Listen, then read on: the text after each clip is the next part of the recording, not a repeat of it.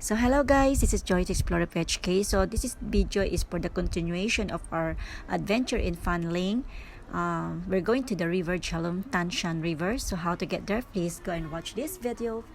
From Fanling, exit AC and take minibus 52K and get up at Ping Chiu Road near Hung Leng Tsuen roundabout and walk to SHA TAU KOK ROAD and locate the starting point, which I'm taking this and video. So enjoy guys.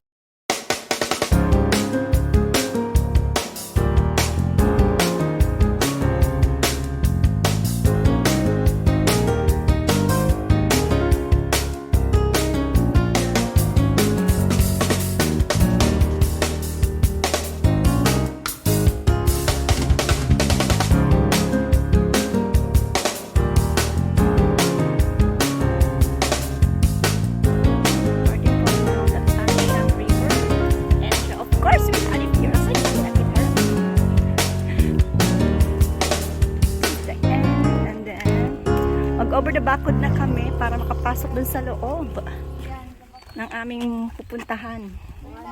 Ayan. Eto naman may daan.